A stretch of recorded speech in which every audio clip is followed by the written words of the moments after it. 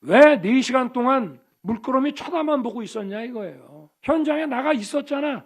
112 신고 안 들어와도 조치를 했었어야 되는 거 아닙니까? 이걸 제도가 미비해서 여기에 대응 못했다고 하는 말이 나올 수 있냐 이 말이에요.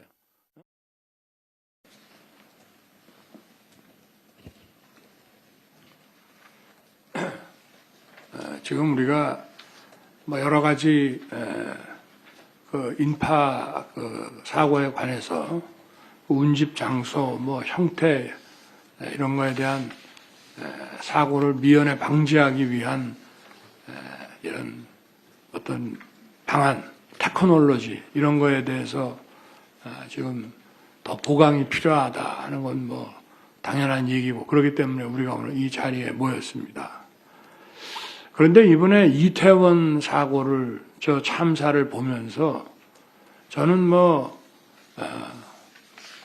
대통령이 아니라 한 사람의 시민으로서 도저히 이해가 안 되는 점이 있어요. 지금 우리가 112 시스템 얘기를 하는데 112 시스템이라고 하는 것은 기본적으로 범죄에 관한 신고입니다. 그럼 이 범죄가 어디에서 일어났는지 경찰도 모릅니다. 누구 집에서 일어났는지 음습한 골목 뒷골목에서 일어났는지 그래서 경찰에 신고를 하면은 저게 광역 지방청 112 센터에서 접수를 하면서 모니터에 신고자 위치가 뜨거나 연락을 받습니다. 그러면 그걸로 가장 가까운 지구대에 연락해서 경찰이 범죄 현장이나 피해자가 있는 곳으로 가게 만드는 게 112 시스템입니다. 근데 이번에 그 이태원 해밀턴 호텔 옆 참사라고 하는 것은 거기에 상당히 많은 인파가 몰려든다고 하는 그 정보는 누구나가 다 알고 있는 겁니다. 구청을 뿐만 아니라 경찰도 알고 있고 회의도 했지 않습니까? 그리고 방송에서 무지하게 그 홍보를 또 했어요. 그래서 경찰이 137명의 경찰이 현장에 가 있었습니다.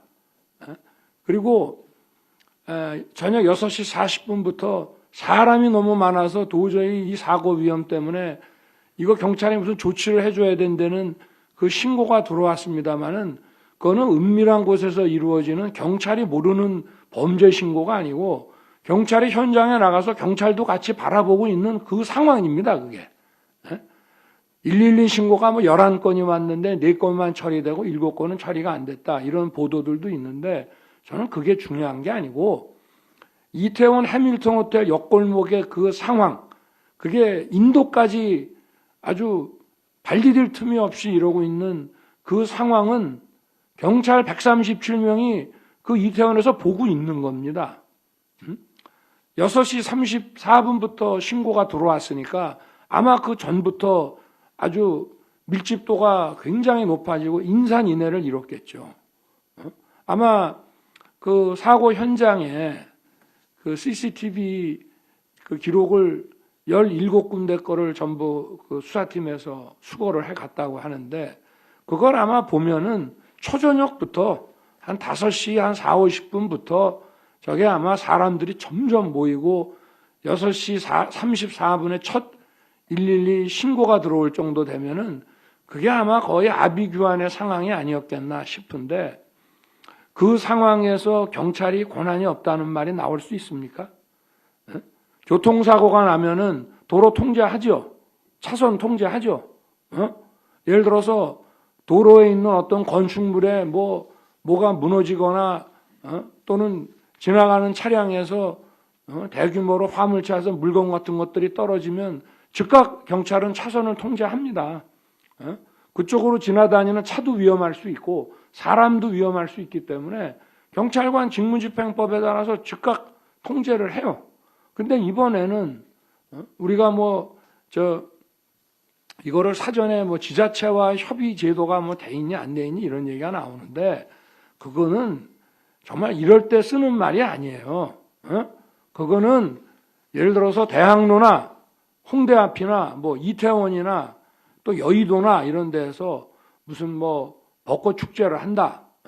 또는 무슨 젊은 사람들 무슨 축제를 한다 이럴 때 상인들하고도 협의가 돼가지고 야 오늘은 아주 차 없는 거리로 하자. 이럴 때 지방자치단체장하고 또 거기에 대한 경찰의 협조 이런 게 이루어지는 것이지 이런 지금 인파 운집으로 인해서 사고의 위험이 굉장히 높아지는 상황이고 112 신고가 들어올 정도의 상황이면은 그리고 그 현장에 다수의 경찰이 있었으면은 즉각 그거는 인파 밀집도를 떨어뜨리는 소위 말해서 통행과 점유 공간을 넓혀줘야 되는 겁니다.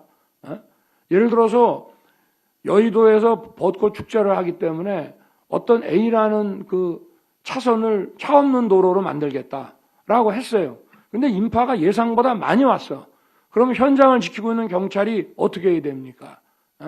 그 밀집도를 떨어뜨리고 인파 사고를 막기 위해서 사전에 준비되지 않았지만 이 정도 되면 넓혀줘야 돼요. 그러고 예를 들어서 어떤 집회나 시위 같은 게 있을 때는 도로까지 허가를 내준단 말이에요. 그런데 많은 인원이 와갖고 잘못하면 이게 사람들이 밟히거나 이래서 사고 날 것 같다 그러면 즉각 차선을 통제하고 차선을 차단하고 그거를 인파들의 점유 통행 공간으로 만들어준다 이 말이에요. 그거는 우리가 뭐 대한민국에 살면서 오랫동안 봐온 겁니다. 우리나라가 시위가 얼마나 많았습니까? 그리고 우리나라가 땅도 좁고 지금은 서울시가 많이 넓어졌지만 옛날에는 사대문 안에 조그말 때 얼마나 많은 인파들이 운집을 했고 그거를 다 누가 관리했습니까? 경찰이 관리했습니다. 자치단체가 오는 게 아니에요. 야 이게 위험하다 그러면 차선 통제하고 아까 얘기한 그 경찰의 권한 문제에 대해서는 이런 거는 내가 동의해요. 예를 들어서 이 지역에 사람이 너무 많이 몰려서 일단 차선을 통제하고 점유 통행 공간을 넓혀주는 거는 경찰이 즉각 해야 되는 일인데 다만 여기로 사람이 유입되는 거를 막는다거나 있는 사람을 좀 바깥으로 내보내는 소위 어떤 소개, 인파에 대한 소개라든가 유입 통제 같은 것은 그거는 경찰이 너무 세게 할 때는 그거는 마치 집회 시위가 불법화됐을 때 그 집회 시위가 불법화되거나 충돌 우려가 있을 때 그 군중을 해산하고 소개하는 그런 권한 같은 것이기 때문에 그러나 그런 권한 경찰에 있습니다. 지금 집회 같은 경우에는 불법화되면 그러나 불법이 아닌 경우에 사람들이 막 여기에 몰려들어서 너무 많은 인파 때문에 정말 위험하다. 그거는 못 들어오게 통제하는 권한은 경찰에게 있어요. 지금도 직무집행법상 명확하게 있습니다. 그러나 이 안에 들어가 있는 사람을 강제로 해산시키고 소개하는 거는 이게 불법 집회가 아닌 이상은 그거는 애매할 수 있어요. 근데 이번 이태원 참사를 보십시오. 제가 볼 때는 제일 중요한 거는 이 인파 사고를 막기 위한 인파 관리에 아까 내가 기본 중에 기본이 뭐라 그랬습니까?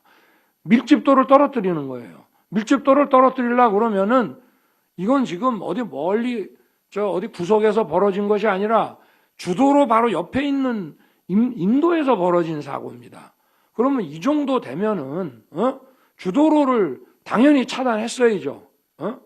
예를 들어서 저 블루스퀘어 쪽 그러니까 해밀턴 호텔에서 한 블루스퀘어 쪽 한 100~200m 지점에서 녹사평 쪽으로 가는 이태원 앞에가 4차선인데 그 중앙선 2차선을 딱 차단해서 그걸 막으면 이쪽은 회차시키면은 이쪽에서 나가는 녹사평으로 가는 차들은 금방 빠집니다.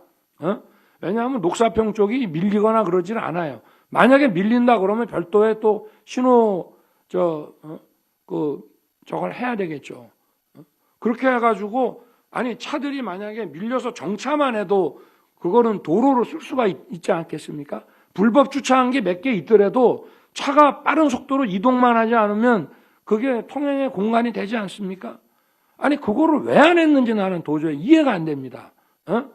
그런 시스템만 어느 정도 작동을 해도 이런 참사는 안 일어나요. 아니 우리나라가 지금 어떤 나라인데 과거에 지금보다 더 이를테면 어떤 그 시설이라든가 이런 여러 가지 통제하는 이런 시스템이 덜 발달해 있을 때도 이런 식의 사고는 안 일어났습니다. 저는 경찰에 정말 제가 묻고 싶어요. 왜 그 앞에 그 6시 34분에 인파가 너무 밀집해가지고 숨쉬기도 어렵고 경찰에 무슨 통제 조치를 좀 해달라고 112 신고가 들어올 정도 상황이면 그 상황을 당시에 이태원 지구대든 용산서 경찰관들이든 130여 명의 경찰들이 현장에서 지켜보고 있었는데 뭐 경찰서장이 늦게 왔냐 빨리 왔냐의 문제가 아니고 왜 그런 도로 차단 조치를 해가지고 차선 차단 조치를 해서 그 인파들에게 이 통행 공간만 넓혀주면은 벌써 이 압력이 떨어지기 때문에 이걸 중앙선까지만 공간을 확보해 줘도 저 해밀턴 호텔 옆골목에서 내려오려고 하는 사람들의 숨통은 터질 수가 있어요. 물론 만약에 발빠르게 대응했다 그러면은 그 이면도로 그러니까 주도로 옆에 있는 인도에서 3.2m 폭의 그 좁은 골목으로 40m 올라가면 다양한 어떤 세계 식당 거리가 있다고 하는데 나도 거기 잘 압니다만은 그쪽에서 예를 들면 내려오는 사람들을 통제를 좀 해서 여기 지금 위험하니까 여기는 좀 가지 마십시오 하고 나가는 사람만 놔두고 이쪽으로 들어가려는 사람은 한 30m, 50m에서 막는 조치 그거 당연히 했었어야 되는데 내가 거기까지는 바라지 않습니다. 그리고 137명이 못할 상황이 아니에요. 추가로 서울경찰청에서 인원이 보강되거나 용산서에서 비상을 걸어서 경찰관들이 추가로 오지 않아도 충분히 그 상황에서 대응할 수 있는 건데 이게 도대체 왜 안 이루어졌는지 저는 도저히 납득이 안 갑니다. 이 부분에 대해서는 수사도 지금 이루어지겠지만 우리나라 경찰이 그렇게 엉터리입니까? 난 그렇게 생각 안 해요. 물론 경찰도 개선해야 될 여지도 많고 여러 가지 무슨 현장 대응 수사 이런 데에서도 더 발전시켜야 되는 부분들이 많지만 한국 경찰이 그렇게 엉터리 아닙니다. 교통사고 나면 즉각 출동해가지고 차선 도로 차로 통제 탁탁 하고 말이지.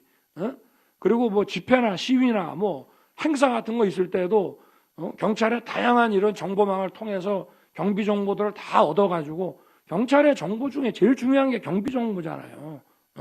그게 안전하고 직결되는 거기 때문에 그럼 이 경비 상황에 대해서는 이거는 이게 안전계획을 주최자가 세워야 됩니까? 그거는 주최자 보고 안전계획을 가지고 오라고 하는 거는 하나의 행정 편의 중에 하나지 안전계획이라고 하는 거는 국가가 세워야 되는 거 정부가 세워야 되는 거예요. 주최자 있는 행사라고 주최자가 안전계획을 세워야 됩니까? 그거는 협조받는 거예요. 그 행사에 대한 많은 정보를 얻기 위해서 하는 것이지 그 사람이 주최자가 제출한 안전계획대로 하면 됩니까? 사고 나면 그 사람이 책임져야 돼요? 아닙니다. 그리고 지방자치단체 지방자치단체 거기도 결국은 해서 경찰이 협조하는 거예요. 안전사고를 예방해야 될 책임은 어디에 있습니까? 경찰에 있어요. 소방서는 예방도 물론 하지만 사고 발생 직후부터 119 구급대가 작동하기 시작하는 거고 사고를 막는 것은 그리고 위험을 감지해야 되는 거는 그거는 경찰에게 있습니다.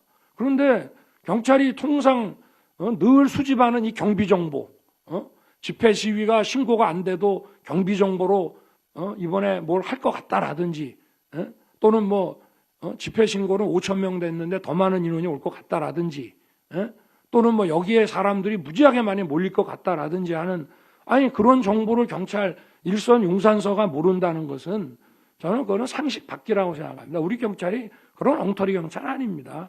정보 역량도 뛰어나고 왜 4시간 동안 물끄러미 쳐다만 보고 있었냐 이거예요. 현장에 나가 있었잖아. 112 신고 안 들어와도 조치를 했었어야 되는 거 아닙니까? 이걸 제도가 미비해서 여기에 대응 못했다고 하는 말이 나올 수 있냐 이 말이에요.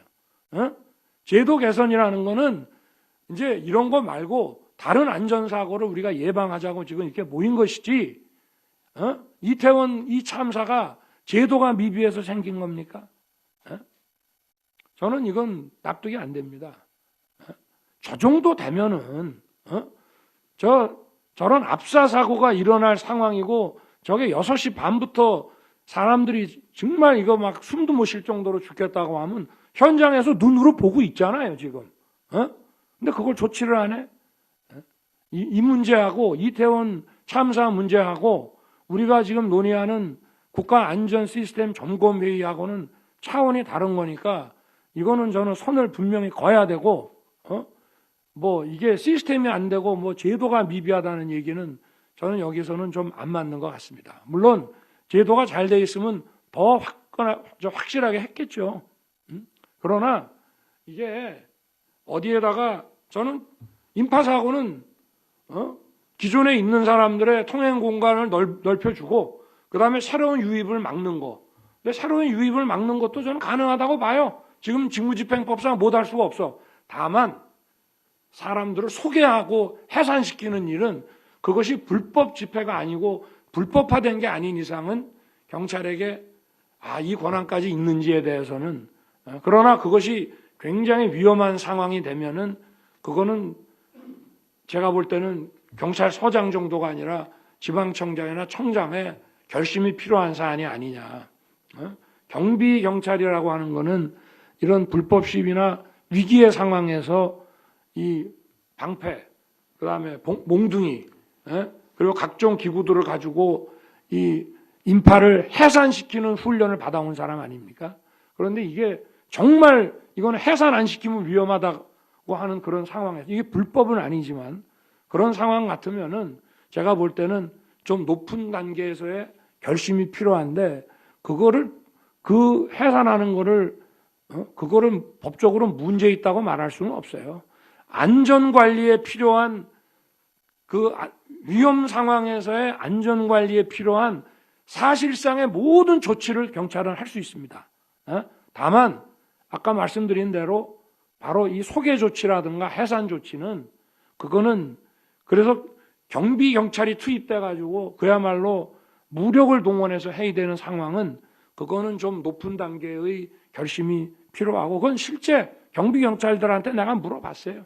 그랬더니 만약에 이태원의 그 상황에서 그거를 경비 경찰이 투입돼서 이거를 공간을 넓혀주거나 또는 새로 유입되는 인파를 막는 거 말고 그 있는 사람을 해산시키려고 그러면 적어도 지방청장이나 그 이상의 결심이 필요합니다. 그러나 경비경찰이 투입돼 가지고 저게 과연 얼마나 효과가 있을지는 그거는 좀 불확실합니다만은 그거는 좀 상부의 결심이 필요한. 왜냐? 그건 잘못하면 법을 어기지 않은 우리 국민들에게 물리력을 행사해서 다치게 경찰의 행위에서 다치게 할 수 있는 거기 때문에 그거는 현장 지휘관이 현장에 있는 사람이 결정할 수는 없는 거니까. 내가 그거는 이해를 할 수 있어요. 그러나 지금 이태원 참사는 그거하고 상관없습니다. 권한하고 책임, 제가 지금 아까 말씀드린 권한과 책임 소재를 분명히 하자는 거는 그거는 이제 소방과 경찰과 뭐 이런 안전관리라고 하는 거를 경찰이 안 맡고 자치단체장도 물론 시설이라든가 이런 데에서 안전관리를 해야 돼요. 사고가 나면 시설 관리하는 사람이 책임져야 되는 문제가 생겨. 그거는 시설에 대한 겁니다. 이를테면 도로가 푹 꺼져 버리던가 무슨 지방자치단체에서 관리하는 시설이 무너져 내리거나 해서 사람이 다치면 단체에서 책임져야지. 그러나 상황에 대한 위험 상황에 대한 관리가 안 돼 갖고 거기서 대규모 사고가 났다 그러면 그거는 경찰 소관이죠. 이거를 자꾸 섞지 말라고. 그러니까 제가 오늘 이 말씀을 드리는 거는 이게 아까 내가 공개된 그 자리에서는 내가 이 얘기를 좀 그냥 좀 애둘러서 좀 했습니다만은 이거를 좀 철저하게 규명을 좀 하십시오. 우리 경찰청장은 그 당시 상황에 충북에 고향에 가 있었다는 것으로 해가지고 그러지 말고 그리고 아무리 수사가 특별수사본부에서 하고 청장은 관여를 안 한다 하더라도 이거는 수사의 차원, 수사는 수사대로 하더라도 이 사고에 대한 행정적인 진상규명은 경찰청장의 권한과 책임에 속하는 거 아닙니까? 그렇죠? 예, 그러니까 맞습니다. 네. 왜 이게 4시간 동안 도대체 이 인파들의 그 점유 통행 공간을 넓혀줘야 되는 그런 긴박한 상황 조치가 왜 이루어지지 않았는지 그것에 대해서는 우리 경찰청장께서 확실한 어떤 책임을 가지고 좀 규명을 해 주십시오. 이거는 제가 볼 때 수사와 이런 이런 행정적인 그 관리 그 업무하고 뭐 감찰이 될 수도 있겠습니다만 이것이 저는 투트랙으로 병행할 수 있는 문제라고 생각을 하고요. 제가 뭐 이거 가지고 경찰 전체를 잘못됐다라고 질타하는 것은 아닙니다.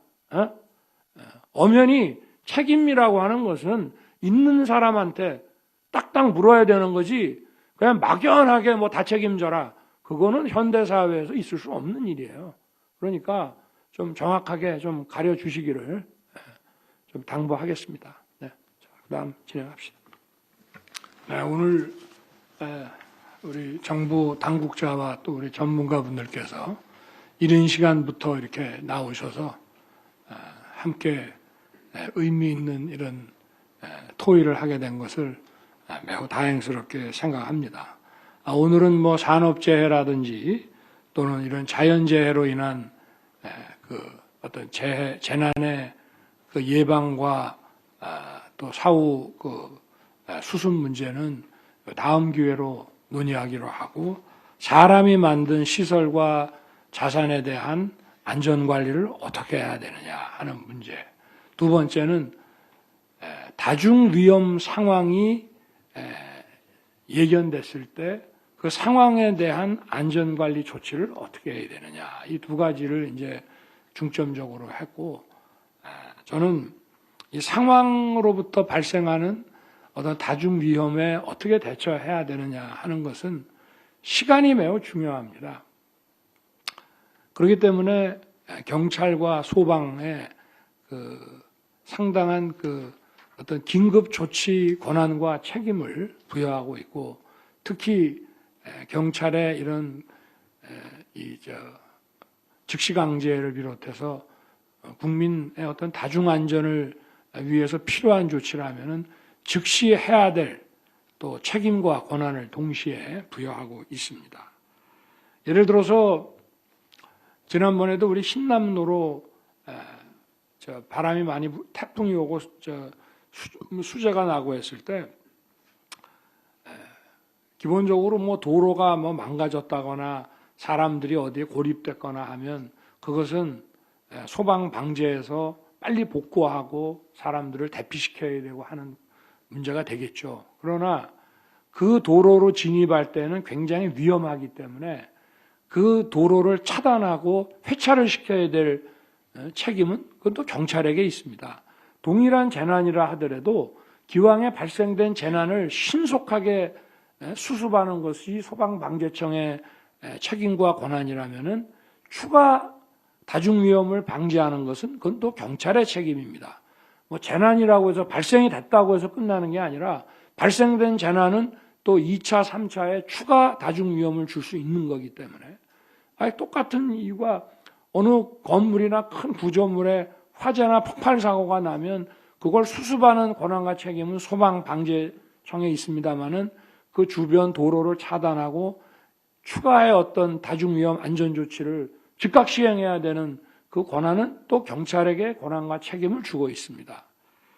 그래서 이런 지금 시설이라고 하는 것이 시설 자체가 어떻게 잘못돼서 발생되는 위험은 뭐 사인이든 사기업이든 공공기관이든 뭐 국가 정부기관이든 간에 그 시설에 문제가 있을 때는 그 시설에서 어떤 위험이 생길 수 없도록 하는 안전관리를 그 시설의 관리자가 해야 되는 것이고 이런 상황에 대해서는 하여튼 그런 논리로서 정확하고 신속한 대응이 필요합니다. 그러기 위해서 제일 중요한 것 중에 하나가 바로 보고체계입니다.